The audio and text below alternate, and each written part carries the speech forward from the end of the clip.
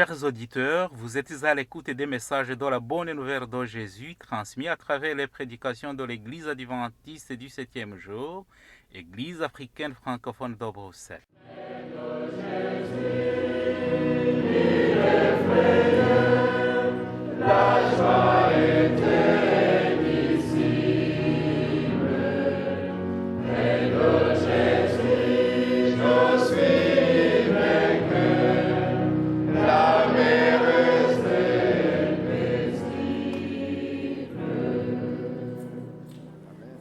C'est ainsi qu'a commencé la bonne nouvelle de Jésus-Christ, le Fils de Dieu. C'est là ce qui est écrit dans le livre du prophète Ésaïe. J'enverrai mon messager devant toi, il te préparera le chemin. On entend la voix de quelqu'un qui crie dans le désert. Préparez le chemin pour le Seigneur, faites-lui des sentiers droits. Marc chapitre 1, verset 1 à 3. Itangiro ry'ubutumwa bwiza bwa Yesu Kristo, umwana w'Imana. Nk'uko byanditswe n'umuhanuzi Yesaya, ngo nuko ndenda gutuma integuza yanjye mbere yawe, izatunganya inzira yawe. Ijwi ry'urangurira mu butayu, ati nimutunganye inzira z'Uwiteka, mugorore inzira ze. Mariko igice cya mbere, umurongo wa mbere kugeza ku wa gatatu.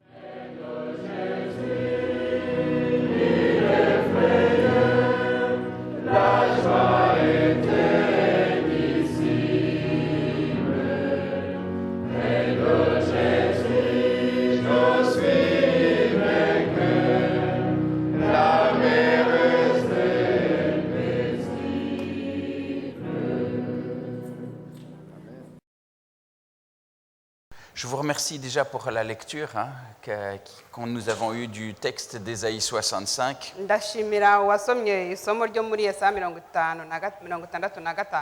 Je voudrais repartir de ce texte. Un texte qui est pour moi aussi l'expression du caractère du Dieu que nous servons.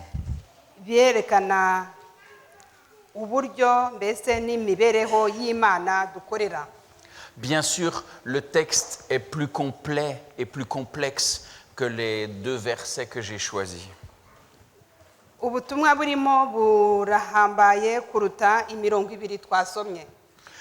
L'Éternel est en train d'amener un message à son peuple.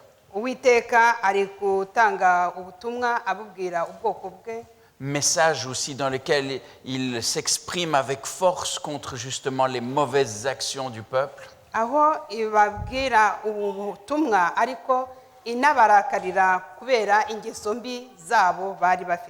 Et quand on poursuit la lecture, on voit qu'au-delà de ces reproches, il y a quand même cette volonté du Seigneur de pouvoir assurer un avenir et le salut de ceux qui se confient en lui.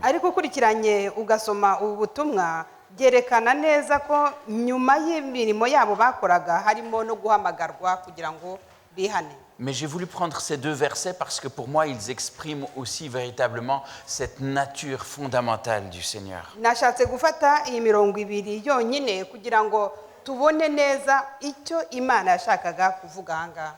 Un Seigneur qui dit « J'ai exaucé ceux qui ne demandaient rien ».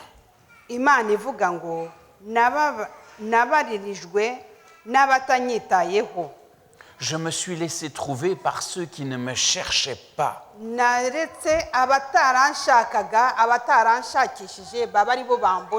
J'ai dit, me voici, me voici. À une nation qui ne s'appelait pas de mon nom.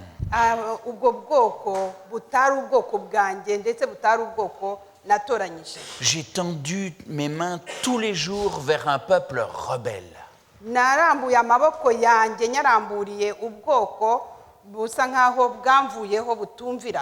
J'espère que vous sentez aussi l'immensité de l'amour qui se dégage déjà au travers de ces quelques paroles.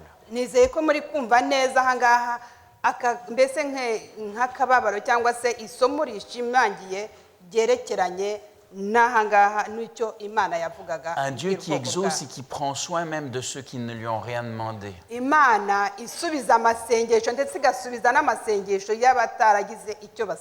Un Dieu qui malgré tout va se laisser trouver par des gens qui pourtant n'ont même pas l'envie de le trouver.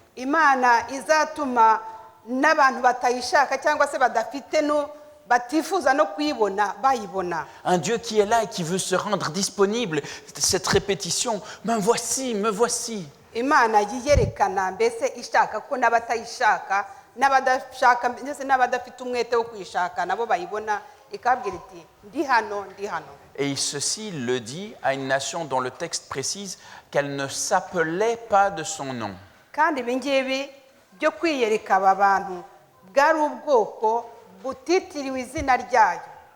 Au moment où Dieu s'est présenté à elle et où il s'est rendu disponible en disant « Me voici », cette nation n'est pas encore une nation qui lui appartienne. Igihe Imana yabiyerekaga ivuga iti ndi hano ntabwo ubu bwoko yiyeretse bwari ubwoko bwayo bwari butaraba ubwoko bwayo kuko bari abanyamahanga. Par la suite, effectivement, c'est une nation qui a décidé d'être consacrée aussi au Seigneur. Nyuma yaho rero ubu bwoko bumaze kubona Imana ibwiyeretse bwarayihaye burayitangira. Une nation qui malgré tout a été une nation rebelle tout au cours de son parcours.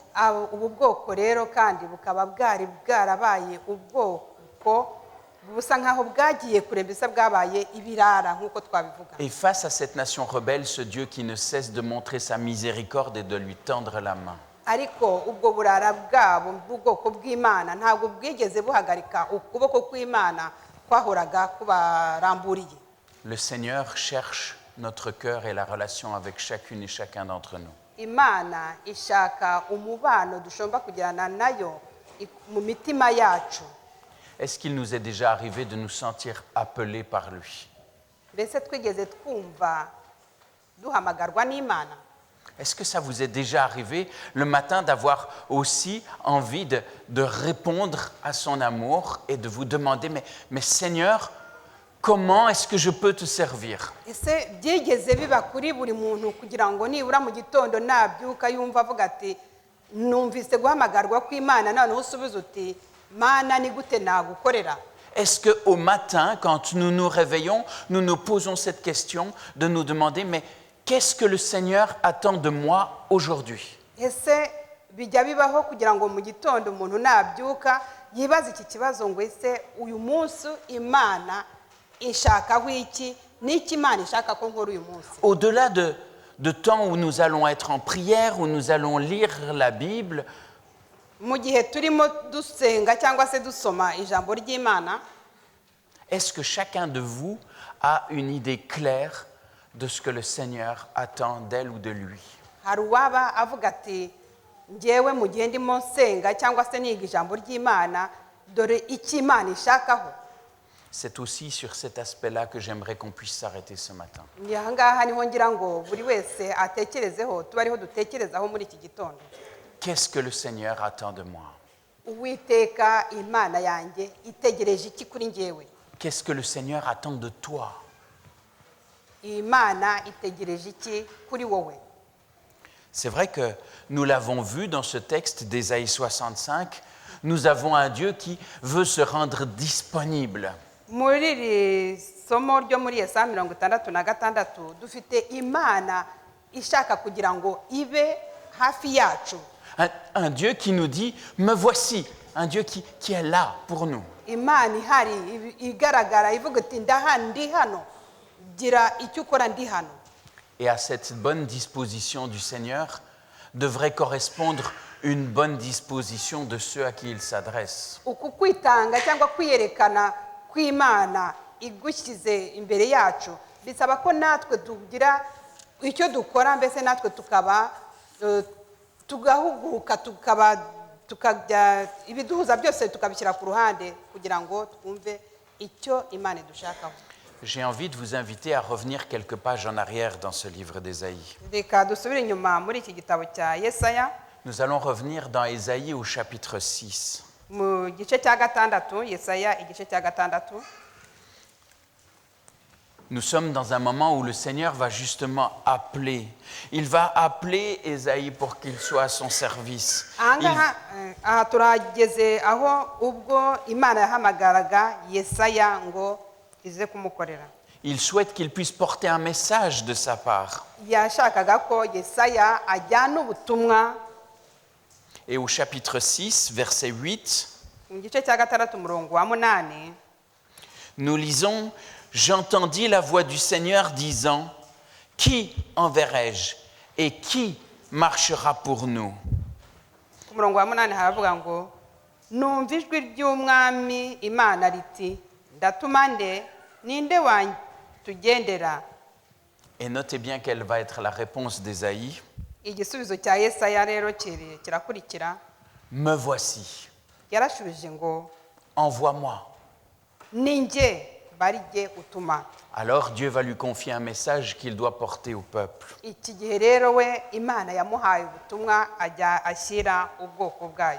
Ce Dieu qui se présente à nous en disant me voici, même auprès de gens qui ne le cherchaient pas. Iyi Mana yavuze iti ndi hano kandi bibwira n'ubwoko butayizi cyangwa se butanayishakishije.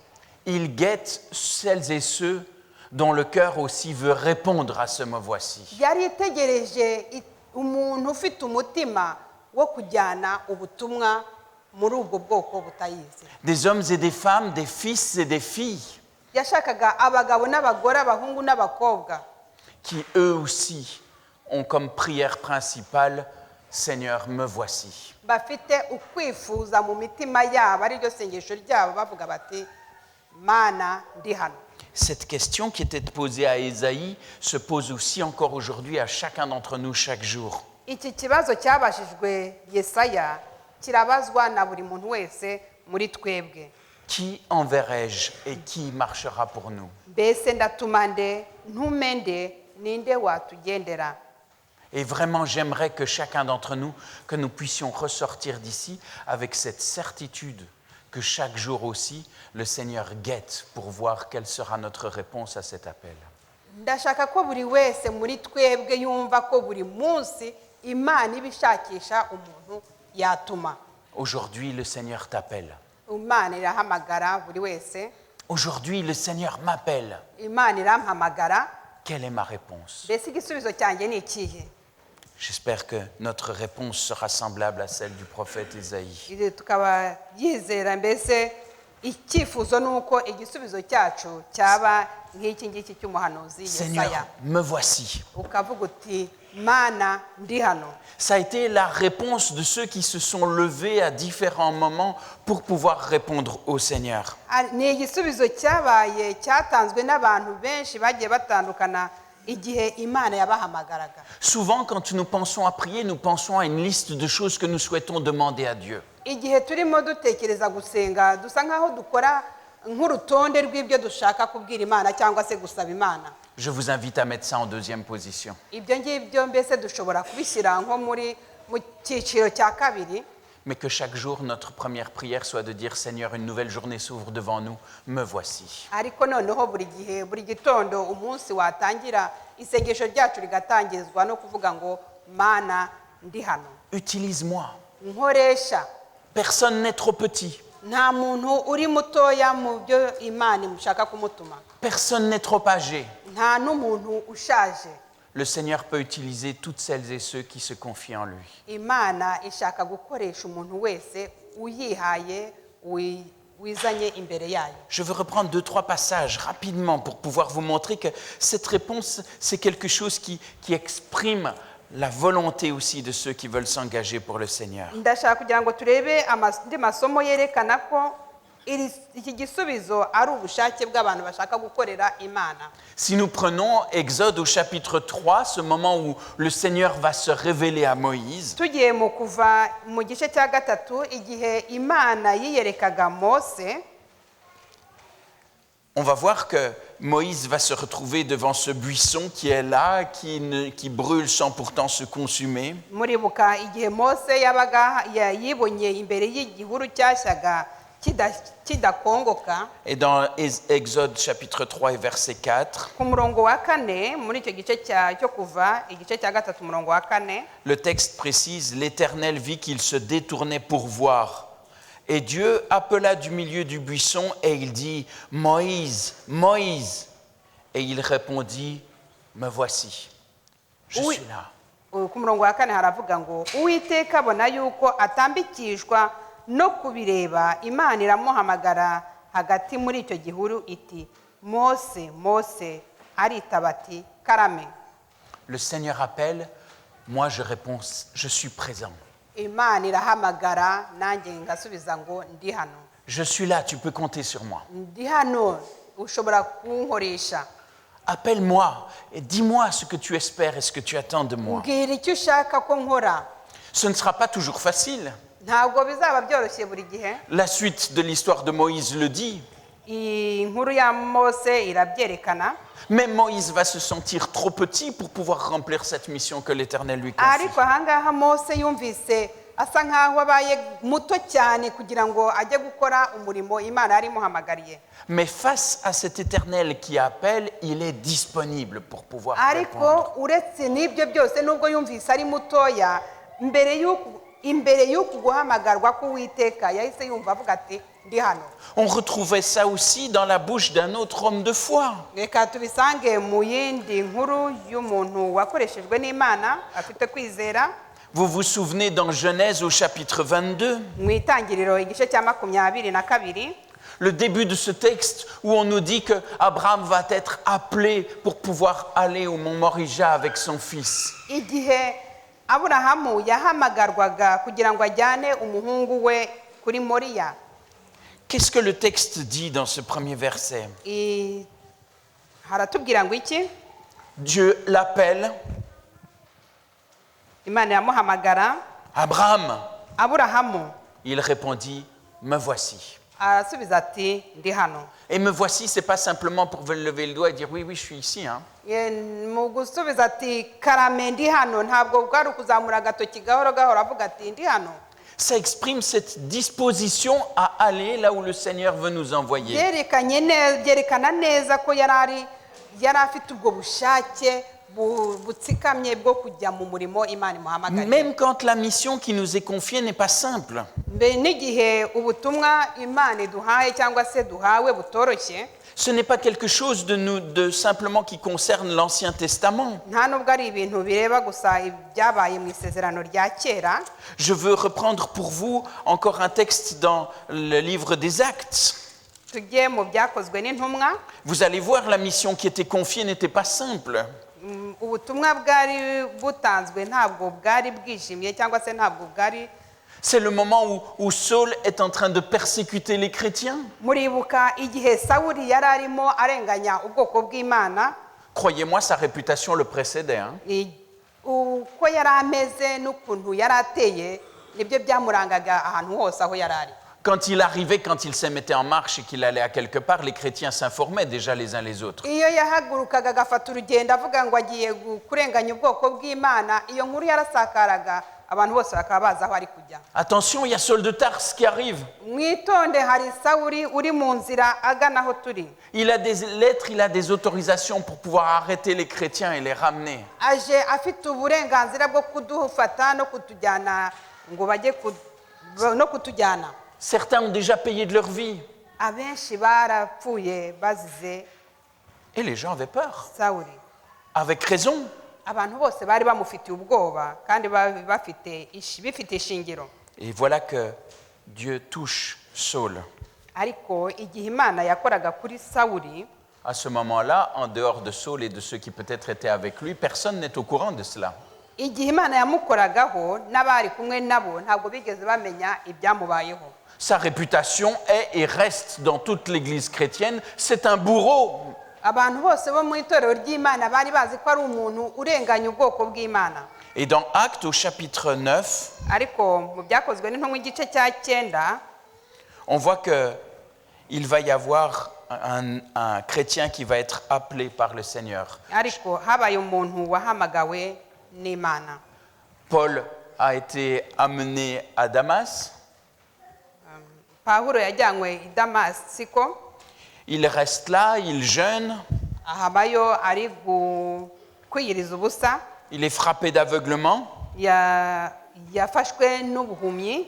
Les chrétiens ne sont absolument pas au courant de ce qui se passe. Abantu abizera nta nubwo bari bazi ibyamubayeho. Et au verset 10, on nous dit « Or, il y avait à Damas un disciple nommé Ananias. » Ariko ku murongo wa 10 w'igice cya byakozwe n'intumwa igice cya 9 n'umurongo wa 10 ngo hari umuntu wakoreraga Imana witwaga Ananiya. Et le Seigneur lui dit dans une vision « Ananias. » imana iramubonekera mu nzozi.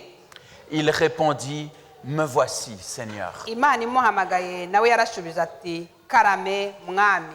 Et vous voyez bien que ce me voici va être une mise en marche et une mise à disposition du Seigneur. Iki ahangaha kuvuga ngo ndahari karame yego mana ndahari ni uburyo bwo gushyira mu nzira.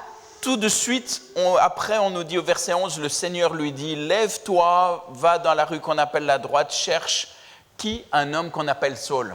Tu vas aller. No.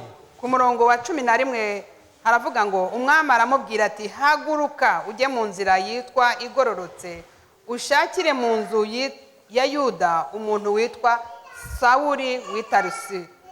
Ne croyez pas que c'était facile. Ntabwo ntimwizere ko byari byoroshye. Même Ananias va répondre au Seigneur. Hein? Nayo nguyu Ananiya nawe yashubije Uwiteka. Verset 13, vous avez la réponse d'Ananias. Il va dire, mais j'ai appris de plusieurs personnes tous les maux que cet homme a fait à tes saints dans Jérusalem. Et ici, il a les pouvoirs aussi pour continuer. Ahangaha ku murongo wa 13 nawe yarashubije ati numvise ibyo bavuga kuri uwo muntu n'ukuntu yagiye agirira nabi ubwoko bwawe. Mais il a la disposition à répondre à l'appel de Dieu. Ariko ntabwo byatumye atumvira icyo Imana yari imuhamagariye. Toujours, nous retrouvons ce même schéma. Buri gihe tubona mbese nk'aho ari inzira iciye. Un Dieu qui cherche et qui regarde qui il peut envoyer. Imana ishakisha kandi ishakisha ireba uwo yatuma. Un Dieu qui appelle celles et ceux qui sont disponibles. Imana ihamagara abantu bari biteguye kujya mu murimo ibahamagariye. Un Dieu qui donne une mission à ceux qui se mettent à sa disposition. Imana iha ubutumwa abantu bose biha mbese bavuga bati turi hano ubwo butumwa Imana ikabubaha. Un de nos professeurs disait à Collonges, faites attention à ce que vous dites à Dieu parce que Dieu, lui, est fidèle. Umwe mu babigishaga ikoronje yaravuze ati mwitondere ibyo muvuga ko muzakora Imana yo ni fidèle. Il est fidèle. Irizerwa niyo kwizerwa Imana yo niyo kwizerwa. J'ai envie de vous demander aujourd'hui, Ndagira ngo mbasabe uyu munsi pas pour que vous me donniez la réponse, mais pour que chacun d'entre vous puisse réfléchir pour elle, pour lui. kugira ngo mumpe igisubizo ahubwo kugira ngo buri wese atekereze kuri we. Est-ce que je suis prêt à répondre à l'appel du Seigneur? Mbese niteguye gusubiza ihamagarwa ry'Imana.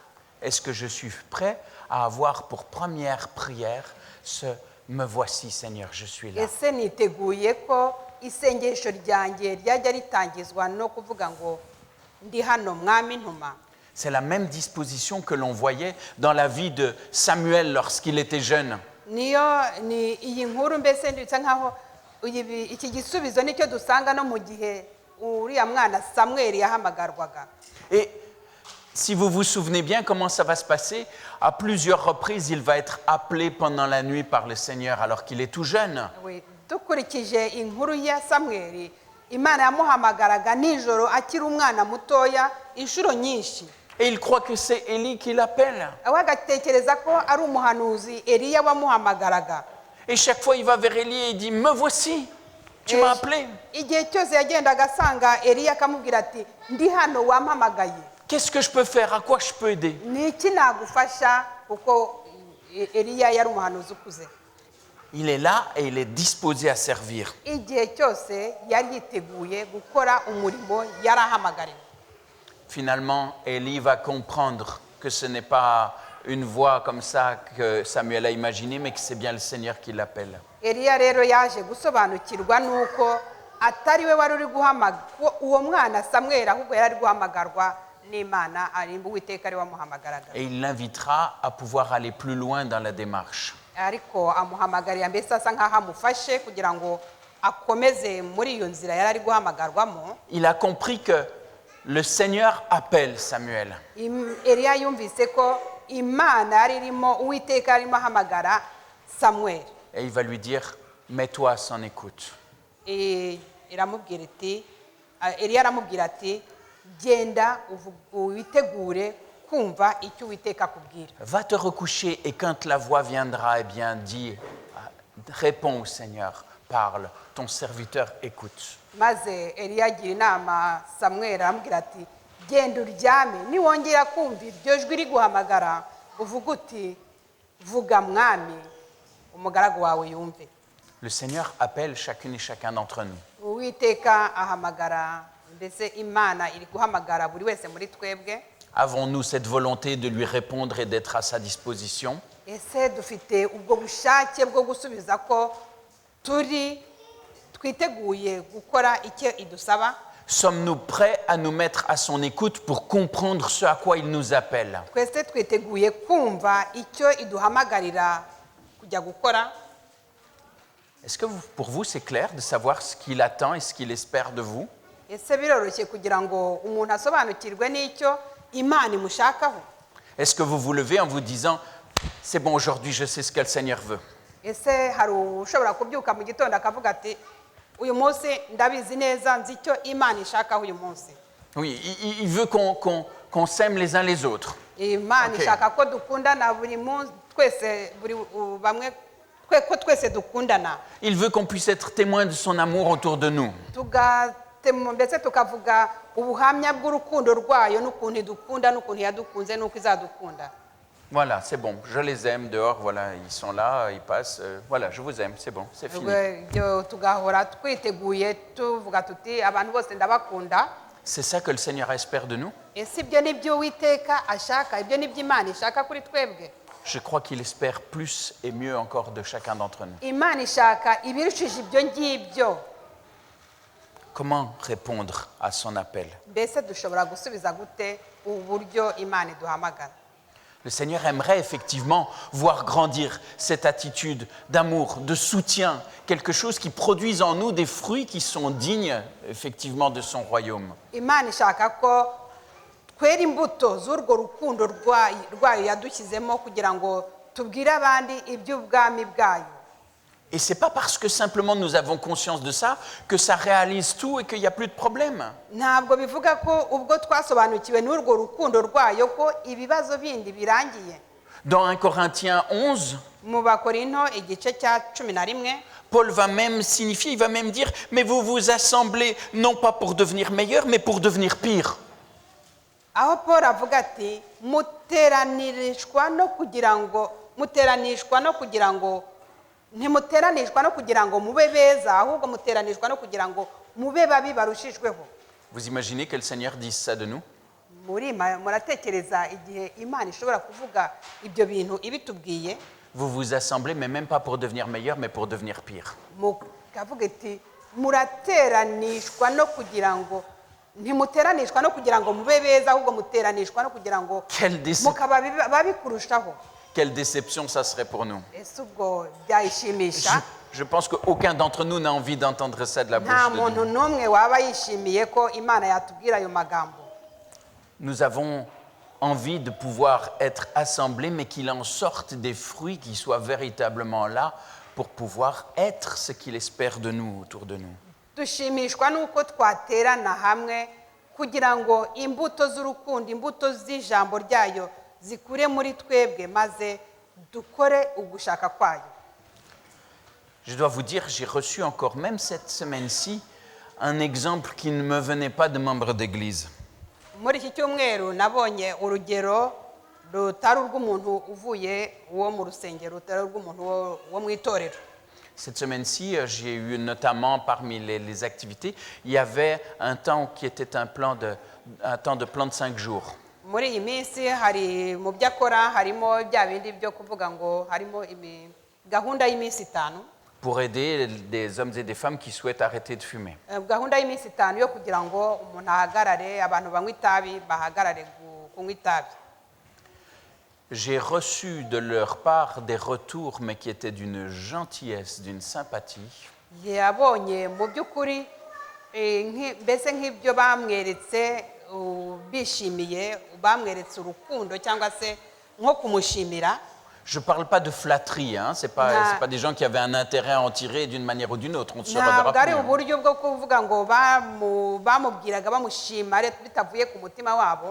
mais des gens qui ont été touchés, qu'on puisse se mettre à disposition d'eux et qu'on puisse leur tendre la main pour les aider à se libérer. abo bantu bashimishijwe no kugira ngo babone niba ko hari abantu nibura biteguye kubafasha kugira ngo bareke kunywa iryo tabi.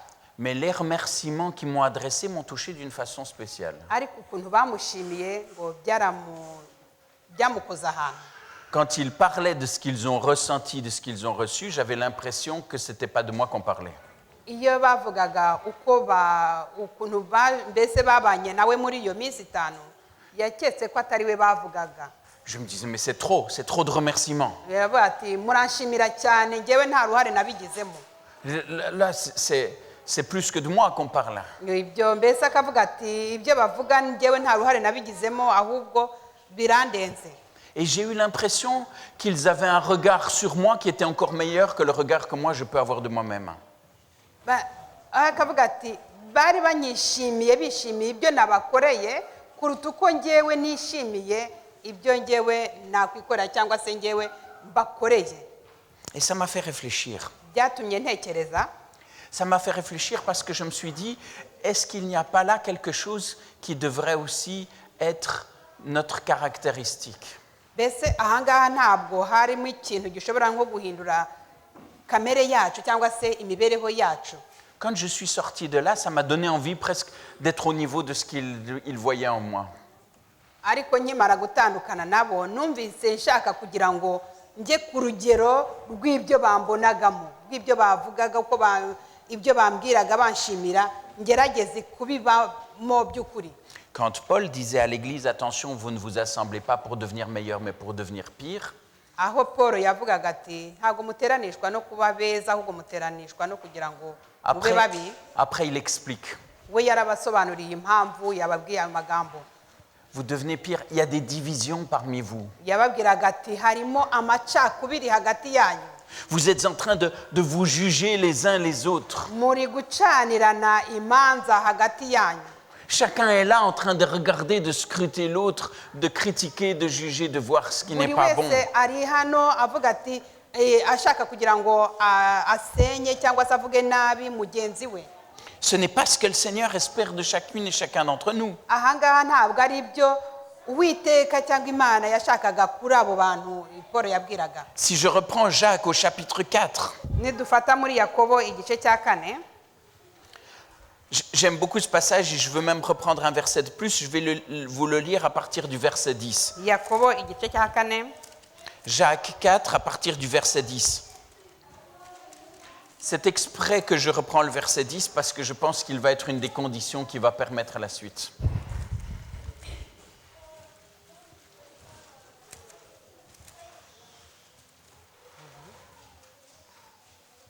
Plus loin, oui. Encore.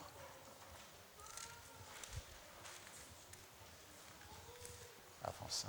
nahabuze. Avant, juste avant. Avant Pierre. Pierre. Voilà. Ok, désolé. Chapitre 4. Yakobo igice cya 4. Jacques au chapitre 4.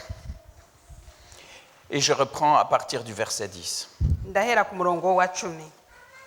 Et je veux relire jusqu'au verset 12. Humiliez-vous devant le Seigneur et il vous élèvera. Ne parlez pas mal les uns des autres, frères. Celui qui parle mal d'un frère ou qui juge son frère parle mal de la loi et juge la loi. Or, si tu juges la loi, tu n'es pas observateur de la loi, mais tu en es juge. Un seul est législateur et juge. C'est celui qui peut sauver et perdre. Mais toi, qui es-tu qui juge le prochain? Yakobo igice cya 4 umurongo wa 10 kugeza wa 12 haravuga ngo mwicishe bugufi imbere y'umwami Imana kuko ari bwo izabashyira hejuru. Bene data ntimugasebanye, usebya mwene se cyangwa agacira mwene se urubanza abasebya amategeko kandi niyo aba aciriye urubanza. Ariko nucira amategeko urubanza ntuba uyashoje ahubwo uba ubaye umucamanza.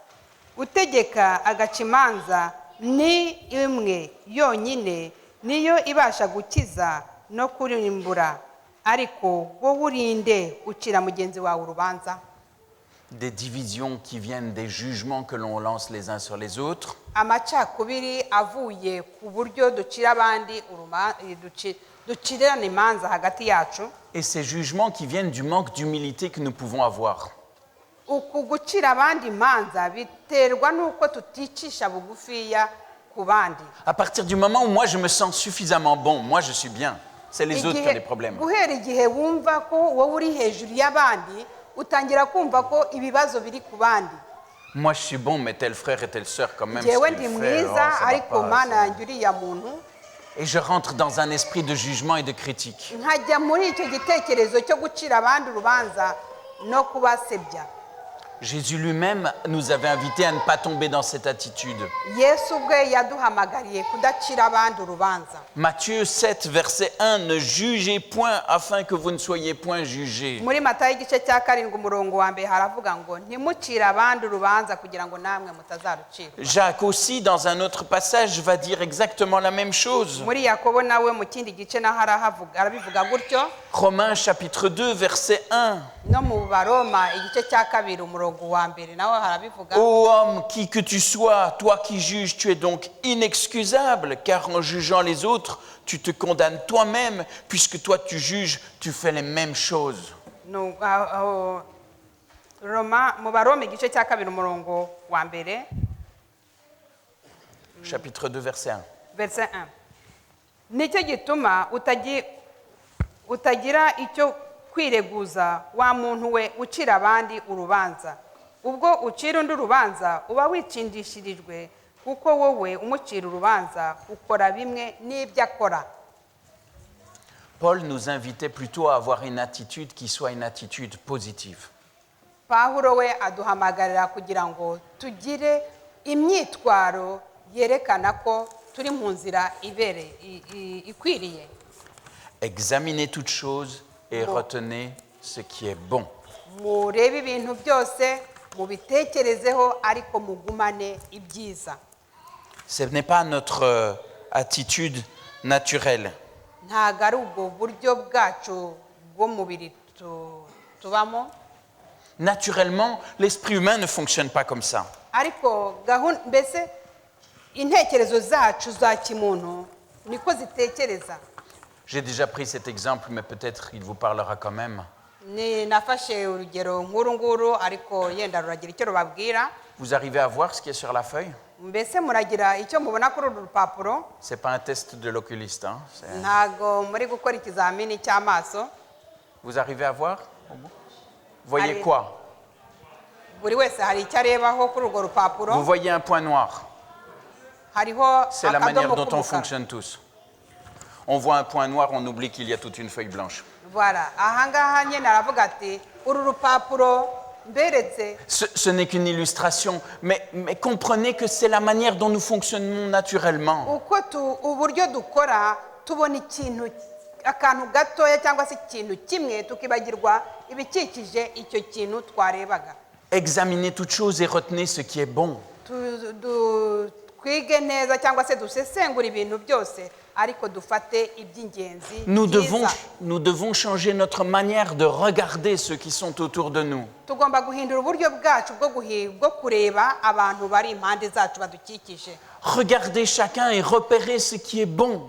Turebe neza kandi dushishoze kandi tugarde ibyiza mu byo twabonye. Mettre en évidence les qualités de tous ceux qui sont ici Kandi noneho présents. tukamenya no gucagura ibyiza biri muri ibyo twabonye, ibyiza biri muri abo bantu twabonye. Et tout cela parce que nous sommes invités aussi à focaliser nos regards sur le Christ. Kubera ko duhamagarirwa gutumbira Yesu gusa. Je pense que c'est dans Hébreux au chapitre 12 où on nous disait « Ayez constamment les yeux fixés sur le Christ qui est le consommateur de la foi ». Bishobora kuba biri mu Baheburayo aho bavuga bati dutunga amaso Yesu wenyine kuko ari we wenyine uzarema uzuzuza ukwizera kwacu. Je n'ai pas repris le texte là, mais je pense que si se situe par là-bas vers Hébreux 12. Ahakeka ko biri mu Baheburayo igice cya 12. Regardez le Christ. Turebe Yesu Kristo. Être touché par lui et avoir notre regard, notre vision transformée par lui. Tube ari we tureba twenyine kandi ahindure n'uburyo tureba duhindurwe nawe. Voilà la première chose que le Seigneur nous appelle à pouvoir faire. icyo ni cyo kintu imana iduhamagarira gukora Avant de nous envoyer pour pouvoir aller vers les autres, mbere y'uko itwohereza kujyana ubutumwa ku bandi. il faut que nous changions nos lunettes et que nous puissions mettre des lunettes qui nous aident à avoir le même regard que le Christ sur les gens. tugomba guhindura uburyo bwacu tureba tukareba nk'uko yesu yarebaga. Regardez, juste à titre d'exemple, j'aime bien ce passage quand on regarde dans Matthieu, toujours au chapitre 10. mu rwego rw'urugero reka turebe muri matayo igice cya 10. Certes, vous allez me dire, ce n'est pas l'exemple le plus réussi, mais regardez l'attitude de Jésus. muri matayo igice cya 10 ntabwo ari urugero rwiza ariko reka turebe uko yesu yabyitwayemo. On nous parle de Jésus qui va être là et qui va se retrouver face à un jeune homme riche. aha mu gice cya 10 cyo muri matayo yesu tuhasanga inkuru ya yesu n'umukire Est-ce que umusore w'umukire. je me suis trompé de référence? Il y a quelque chose qui n'est pas correct dans ce que je mets, mais je vais vous le retrouver. Je le retrouverai après. Je suis désolé, j'ai mal noté. Il me semblait que c'était Matthieu 10, 21, mais ce n'est pas. Mais je peux vous citer le verset par cœur. ariko nshobora kuba nibeshye. Ceux qui ont Internet là peuvent le retrouver pour moi pendant qu'on l'évoque. mushobora gushaka iyo nkuru ya yesu n'umukire. On nous dit que quand Jésus l'a vu, il l'aima. batubwira ko ngo yesu akibona uyu musore w'umukire ngo yaramukunze. L'ayant vu, Jésus l'aima. yesu akimubona ngo yaramukunze. Certes, après, il va y avoir cette difficulté du jeune homme à pouvoir suivre ce que Jésus l'invite à vivre. nubwo uyu musore yagize ikibazo cy'ibyo yesu yamusabaga gukora yesu yari yamukunze akimubona. Mais malgré tout, le regard du Christ sur lui est un regard aimant. ariko ngo yesu yamukunze akimubona. Un regard qui voit toutes les possibilités, tout ce qu'il y a de positif et de possible chez celui qui l'appelle. aha ngo yesu yamubonyemo mbese yari afite uburyo yarebaga akabona nk'inzira zose zishoboka kugira ngo umuntu abe igikoresho cy'imana. Tu as Luc 18. Tu l'as dans Luc 18. Il est sûrement aussi à quelque part dans les autres évangiles synoptiques. C'est Marc 10? Ah, voilà, Marc 10, 21. iyo nkuru ya yesu n'umutunzi tubona muri mariko igice cya 10. Merci Égide, tu as élucidé le mystère de ma notation. J'ai juste marqué MA et ce n'était pas pour Matthieu, c'était pour Marc. Marc 10, effectivement, au verset 21. Jésus, l'ayant regardé, l'aima et lui dit. Hein? muri mariko igice cya 10 umurongo wa 21 ngo yesu amwitegereje aramukunda. Mais je trouve ça fantastique parce que même si le jeune homme aura du mal à suivre l'appel de Jésus, l'attitude de Jésus est une attitude qui appelle vers le mieux. nubwo uyu musore yagize ingorane zo gukurikiza zo gukora ibyo yesu yamusabaga uko yesu yitwaye kuri uwo musore byerekanye urukundo yari amufitiye. Je voudrais partager avec vous une petite expérience qui a été faite par des psychologues. ndashaka kugira ngo dusangire nk'ubushakashatsi bwakozwe n'abapsikologe. Ils ont fait une étude pour pouvoir voir quelle était la réaction des gens et on a filmé en caméra cachée dans les rues. bakoze ubushakashatsi bashaka ukuntu bareba uko abantu bazitwara bagenda babafata amafoto mu nzira ariko batabizi. On avait quelqu'un qui passait devant ceux que l'on filmait et que l'on voulait tester. hari ikintu bari bakize aho ngaho bakareba uko abantu bifata banyuze imbere y'icyo kintu. Il mettait sa main dans sa poche bamwe bakishyira intoki mu mifuka. et en sortant la main de la poche, hop, il y avait un billet de banque qui tombait. uwo muntu noneho ngo akagira gutya akakora mu mufuka we inote ikagwa hasi. Et la personne perd son billet de banque et elle s'en va, elle continue. umuntu agatakaza iyo note ye ariko agakomeza akagenda. Et les scientifiques filmaient pour voir la réaction des gens. noneho rero abo bashakashatsi bo bafataga amafoto bareba abamukurikiye icyo bakora. Ils ont fait cette expérience beaucoup de fois. Babikoze inshuro nyinshi. Et ils ont regardé la quantité, la proportion de personnes qui mettaient le billet dans la poche et ceux qui allaient le rapporter. Barebye basa nkaho bagereranya abantu batoye iyo noti bakayishyira nyirayo n'abayitoye bakayishyira mu mufuka wabo. Et ils obtenaient un certain pourcentage. Babona urugero barajanisha. Et puis ils ont refait l'expérience en changeant quelque chose. Noneho barongera bafata bahindaho akantu gatoya cyane. Ils ont fait avant de perdre le billet. Mbere y'uko uwo muntu atakaza ya note ye, Une autre personne venait à la rencontre de celui que l'on voulait tester.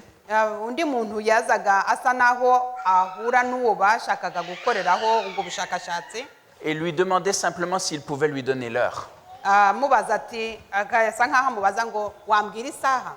Rien de compliqué. Nta kintu kiba gitangaje aho ngaho.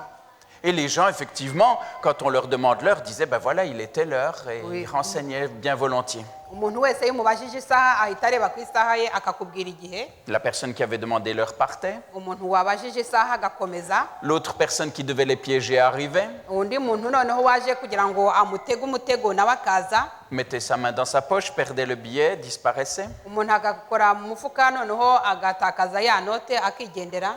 Et on a mesuré le nombre de personnes qui prenaient le billet, qui le gardaient, et ceux qui allaient le rapporter. Barongera barajanisha bareba umubare w'abantu bafashe ya note bayiha nyirayo n'abagishyize mu mufuka wabo.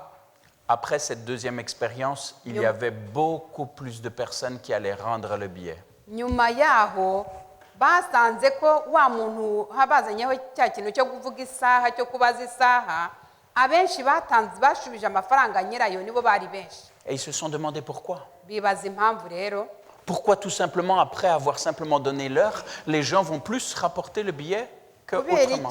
Kubera iki umuntu yatanze isaha noneho bakamusubizana ya mafaranga. Et ils se sont dit, ben, dans le fond, les gens, en donnant l'heure, ils sont contents de pouvoir aider.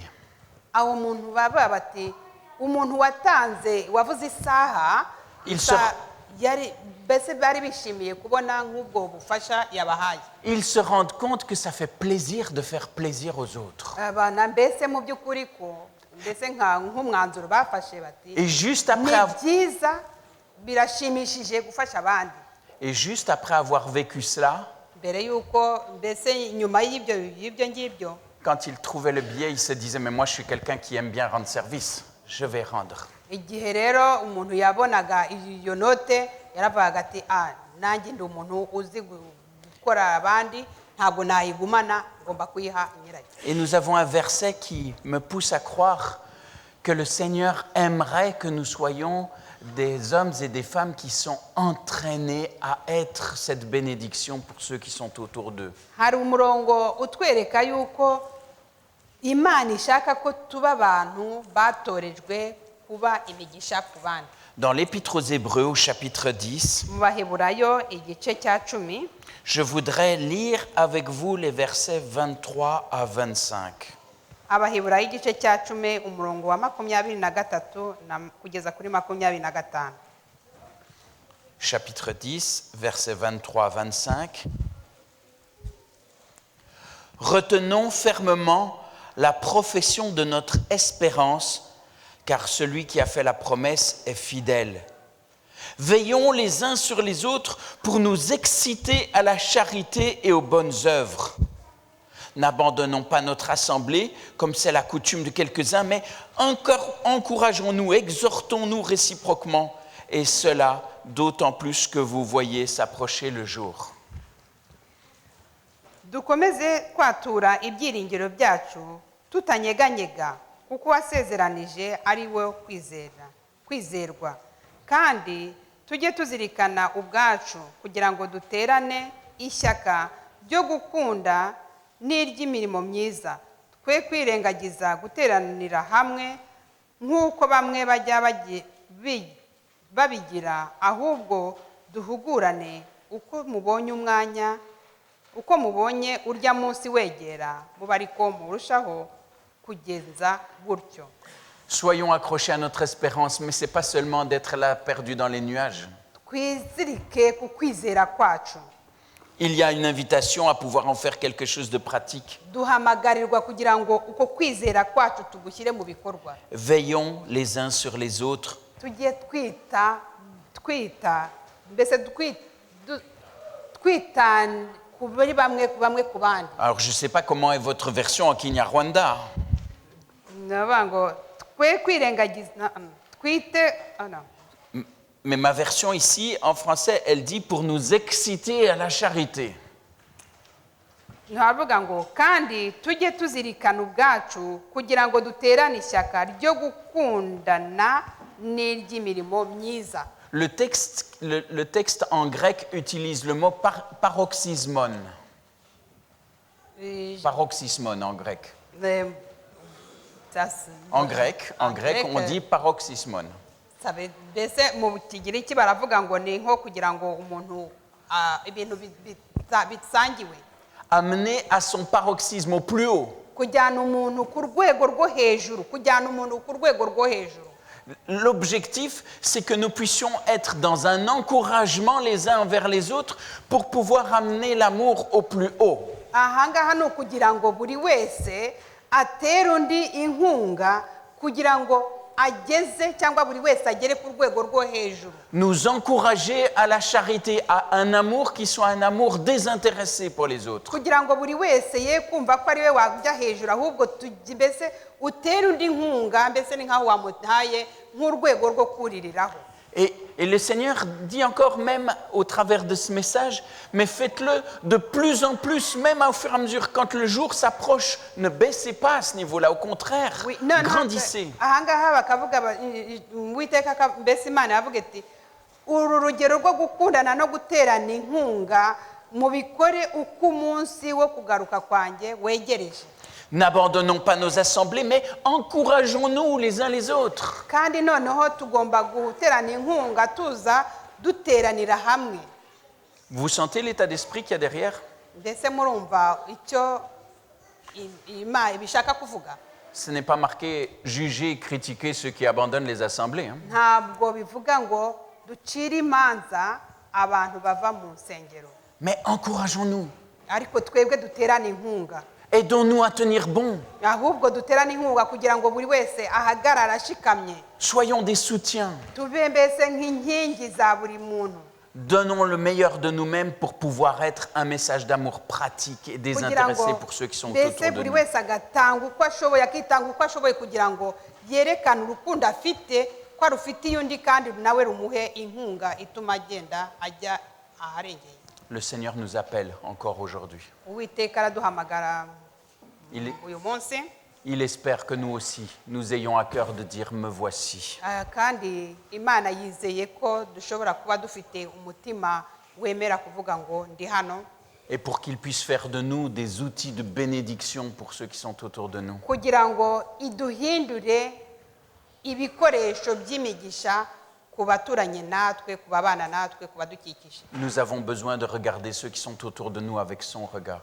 dukeneye kureba abo bantu badukikije bari impande zacu dukoresheje indoro nk'iyo yesu yakoreshaga De déjà voir en eux toute la potentialité de ce que le Seigneur pourrait réaliser avec eux s'ils le découvrent. tukabona muri bo iburyo bwose cyangwa se inzira zose uwiteka yakoresha cyangwa se imana yakoresha kugira ngo umurimo wayo utere imbere On repère déjà toutes les qualités, ce que le Seigneur a mis en eux. tukareba muri bo mbese nka impano buri wese yahawe kugira ngo ijambo ryayo Et tout ce qu'il pourrait encore réaliser si on marche avec lui. mbese tukareba icyo dushobora gufata muri bo duhereye ku mpano bahawe kugira ngo umurimo w'imana utere imbere Le Seigneur cherche qui ira pour lui. uwiteka ari gushaka umuntu uzajya kumuvugira Que nous puissions répondre aussi, me voici Seigneur. ibyo ni cyo kugira ngo dushobore gusubiza ngo ndi hano mwami ntuma Amen. amen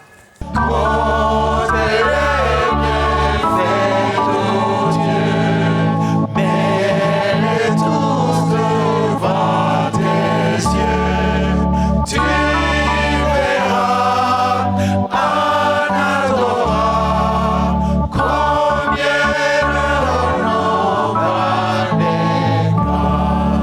Seigneur Père éternel, tu nous vois chacune et chacun d'entre nous devant toi en ce sabbat matin. Tu connais nos cœurs, tu connais nos vies. Tu le sais aussi, tu vois toutes les fois où peut-être nous sommes tellement loin, tellement décevants par rapport à ce que tu espérerais de nous. Toutes ces fois où nous nous éloignons de ce que nous prétendons vouloir suivre. Mais Seigneur, toi, tu ne te décourages pas.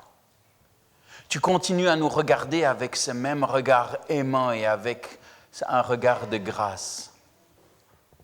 Seigneur, je voudrais te demander que, touchés par ton amour, nous puissions à notre tour voir notre regard sur ceux qui sont autour de nous transformés. Que notre regard puisse aussi être touché par ton amour, transformé par lui, un regard de grâce. Aide-nous à fixer notre attention sur tout ce qui est bon, honorable, pur, juste, sur tout ce qui mérite effectivement notre attention. Aide-nous à pouvoir repérer ce qui est bon au lieu de repérer uniquement ce qui fâche, ce qui est mauvais, ce qui dérange. À pouvoir être des ouvriers de construction et non pas de démolition. Seigneur, tu sais que les choses à construire, à fortifier, à solidifier sont nombreuses. Dans nos vies tout d'abord, mais aussi dans la vie de tous ceux qui nous entourent, ici dans cette communauté, mais aussi encore en dehors, parmi tous les gens qui ne te connaissent pas, parmi des gens qui ne te connaissent pas, mais auprès desquels tu veux te révéler aussi. Des gens qui ne te cherchent pas, mais auxquels tu veux aussi dire « me voici ». Seigneur, tu espères aussi que ce « me voici » pourra se faire aussi au travers d'une autre, au travers de notre mise à disposition. Seigneur, tu nous appelles. J'aimerais que chacun, ce matin, puisse se sentir touché, appelé personnellement, parce que tu ne comptes pas seulement sur quelques-uns parmi nous. Tous, tu nous places à un endroit particulier. Tous, nous avons des contacts que les autres n'ont pas. Seigneur, fais de nous tes ouvriers là où tu nous as placés, afin que les gens puissent comprendre et ressentir que ce Dieu extraordinaire que nous servons peut aussi être le leur. Que ce Dieu que nous avons accepté comme Père veut aussi être leur Père. Seigneur, nous sommes tous tes créatures et tu aimerais que nous puissions tous te reconnaître comme Sauveur et comme Seigneur. Seigneur, que notre attitude dise quel Maître nous servons, quel Dieu fantastique nous connaissons. C'est là ce que nous te demandons, au nom et par les mérites de Jésus. Amen.